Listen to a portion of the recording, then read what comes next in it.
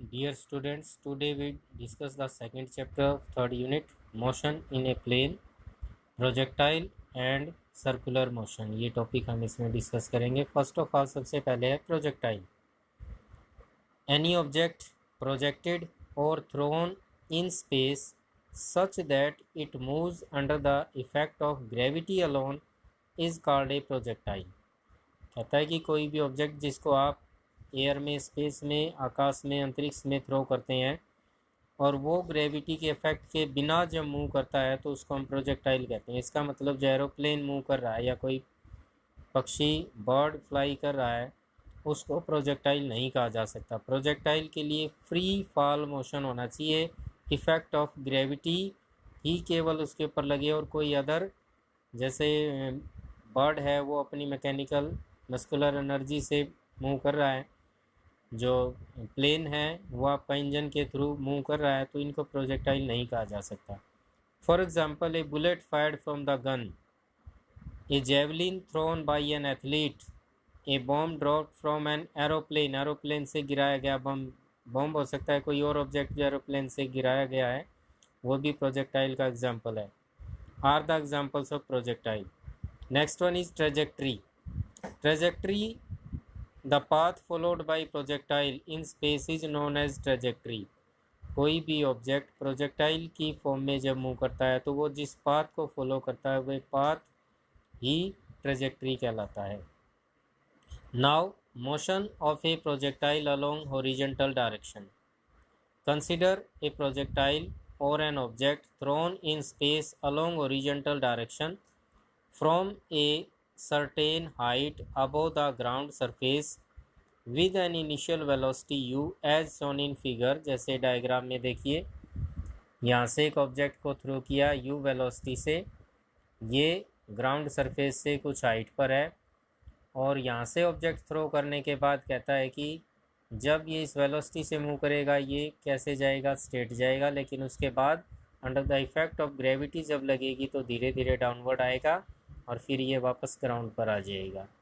तो at any time t is equal to 0 पर जब हमने इसको थ्रो किया, x not is equal to 0, यानी इसका ओरिजेंटल डायरेक्शन में डिस्टेंस 0 है और वर्टिकल डायरेक्शन में भी डिस्टेंस 0 है.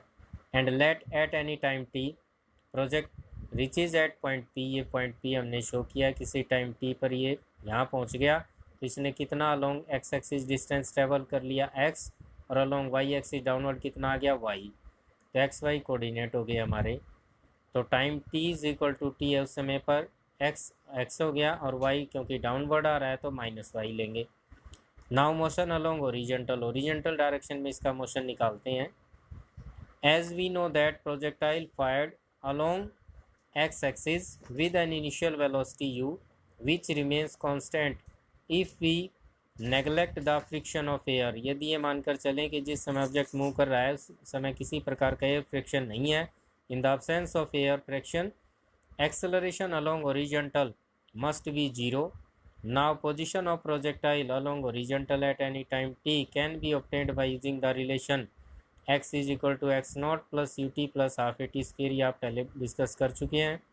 यहाँ पर x not initial distance along x axis 0 है और इनिशियल वेलोसिटी u है, टाइम t है और एक्सेलरेशन 0 है. तो x इज इक्वल टू क्या हो गया 0 प्लस यू टी प्लस में a 0 है तो इसीलिए टर्म भी 0 हो गई. तो means x is equal to u t. तो यहाँ से टाइम t की वैल्यू आ गई x upon u. Now motion along vertical, downward direction में जो ऑब्जेक्ट आ रहा है तो उसको देखिए. As the projectile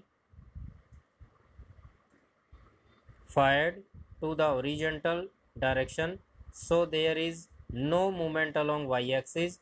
it means u y यानी वेलोसिटी अलोंग वाई एक्सिस क्या है 0.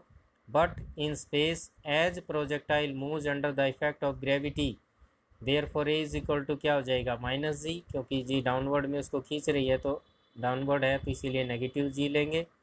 Now position of the projectile at any time t along y axis is given by y is equal to y not plus u y t plus half a t square.